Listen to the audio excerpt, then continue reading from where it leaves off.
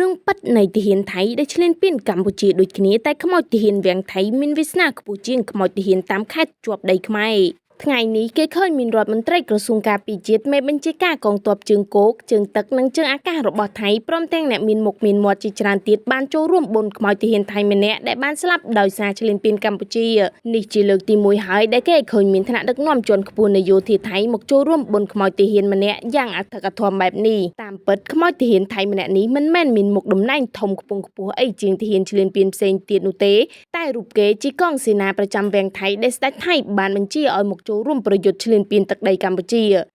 តាមដំណឹងមកពីថៃគេប្រឹងលាក់កំបាំងអត្តសញ្ញាណទាហានរូបម្នាក់នេះខ្លាំងណាស់ព្រោះខ្មាស់ខ្មែរហើយតាមដឹងមកទៀតគឺថាខ្មោចទាហានថៃម្នាក់នេះស្ថិតនៅក្នុងព្រៃនៃដែនដីខ្មែរដែលពួកគេចូលមកឆ្លៀនពៀនឡើយមិនបានយកទៅធ្វើបុណ្យផងនោះទេអញ្ចឹងហើយបានជាពួកមេដឹកនាំឆ្លៀនពៀនថៃប្រឹងលាក់ខ្លាំងយ៉ាងនេះឃើញទេគ្មានខ្មោចយកទៅធ្វើបុណ្យផងតែពួកគេធ្វើពិធីយ៉ាងអធិកអធមណាស់រីឯទាហានតាមខេត្តជាប់ព្រំដែនខ្មែរវិញបើពួកគេយកខ្មោចចេញទៅវិញបានគឺយកទៅខ្ចប់កប់ចោលដោយសត្វធាតុបើយកខ្មោចមិនបានគឺបោះបង់ចោលអន់ជាងសត្វទៅទៀតមិនតែប៉ុណ្ណោះពពួកមេដឹកនាំឆ្លៀនពៀនខំបោកប្រាស់កុហកសាច់ញាតិក្រុមគ្រួសារថា